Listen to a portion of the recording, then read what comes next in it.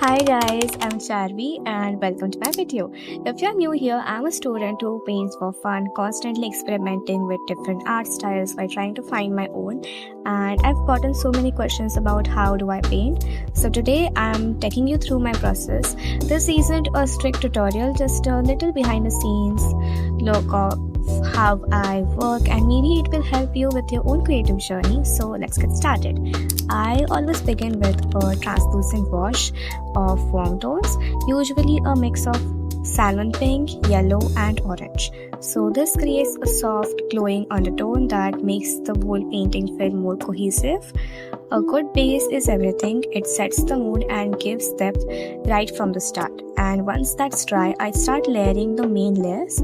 I usually stick to pinks, warm skin tones, blues, or purples, but today I wanted to step out of my comfort zone and I chose green. And honestly, I don't like green much, but anyway, moving on, layering is the key in my process. It's kind of working with watercolors. You slowly build depth with multiple layers, but instead of watercolors, I use poster colors. They behave similarly but are more opaque, almost like gouache. Right now, I'm creating depth while keeping certain areas untouched for highlights, and these spots represent where the light hits. Shadows, on the other hand, get built up gradually wherever I need more dimension. And I'm not a big fan of watery colors. When working on details, I always dry my brush with a proper paper towel. This keeps the strokes precise and controlled. A lot of my inspiration comes from Pinterest, and lately I've been really into painting portraits while refining my own art style.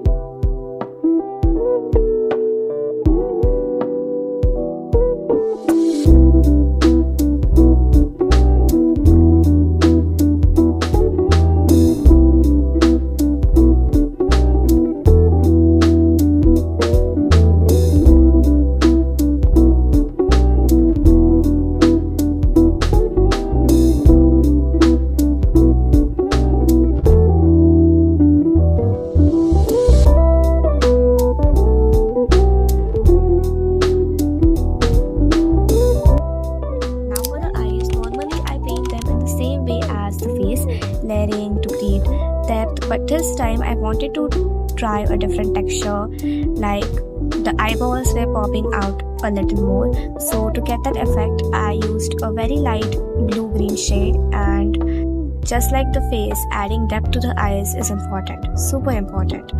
Shadows and highlights bring them to life. For the lips, I went with a cold blood red to make them stand out. I wouldn't say I'm a master at painting. I don't have years of experience, but I do understand color theory well, and that's where I love to experiment. The formula I used here is warm tones for the face, cool tones for the eyes and lips, and this creates contrast that helps to create balance and makes the features pop. Now onto the hair. Hair can completely change a painting's vibe, and I'm still working on perfecting it. It takes patience and a bit of logic, knowing exactly where the light falls so the highlights and shadows feel natural, and honestly it's a struggle sometimes. I started with darker wash of warm green, but I wasn't feeling it, so I switched to a more bluey green shade which blended much better with the rest of the painting. And then for the wings, I followed the same layering technique as before, carefully adding highlights and texture to make them look soft and feathery. I love small details like this, can add so much depth to a painting. And speaking of the details, highlights are my absolute favorite.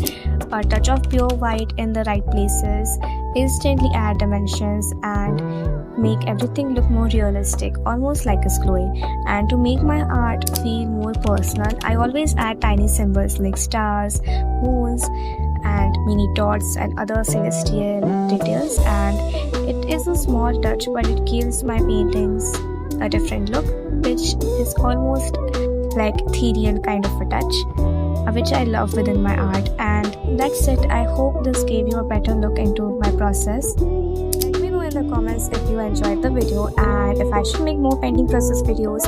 And of course, don't forget to subscribe. Until next time, happy painting. Bye.